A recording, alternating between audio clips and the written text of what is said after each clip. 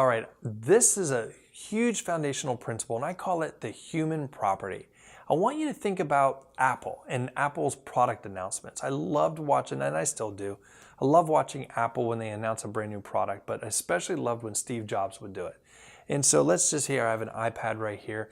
And so Steve would go on stage and he would talk about this brand new device. And he'd say, you know, you can do this, you can do that, you can do this. You can email, you can surf the web, you can send text messages, you can do all this. And you can do all of this and more with iPad.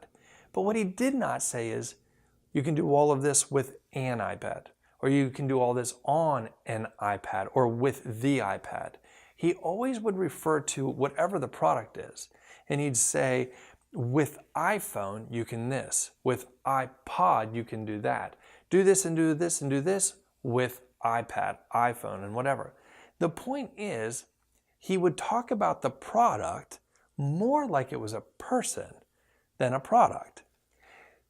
I want you to think about branding the exact same way. Your brand is so much more like a person than it is like a thing. Now, I always say this in all of my teaching all the time. People connect with people. So people connect with people, not with products, not with services, not with things. And as we apply this to brands, it's the same thing. People don't connect with an organization. They don't connect with a company. They connect with people. And so my job as a brand strategist is to help brands develop the human properties. And it's just absolutely vital. It's so important. Look around at some of the businesses and the commercials that you're very, very familiar with. Let's take the insurance industry for an example. Insurance products are just really not very personal. And they're very hard to connect with. They're hard to make an indispensable part of our lives.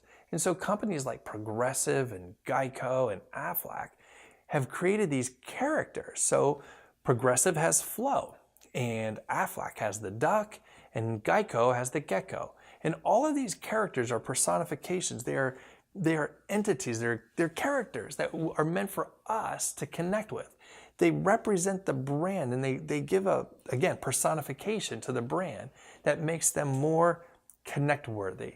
And other brands do the same thing outside of insurance. Look at McDonald's has, Ronald McDonald. When I was a kid, they had a whole host of characters. Burger King has the King.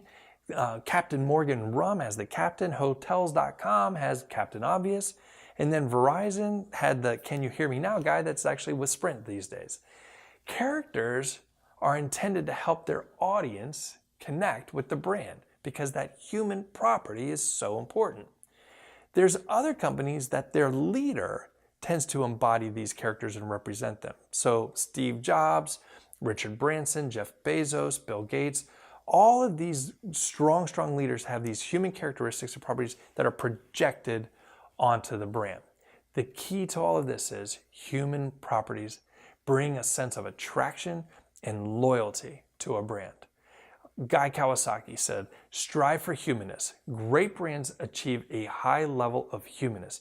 They speak to you as an individual. So the conclusion on this, a brand, it's more in the mind than the eye, and a brand is more like a person. Now, with that said, let's dive in. What is a brand?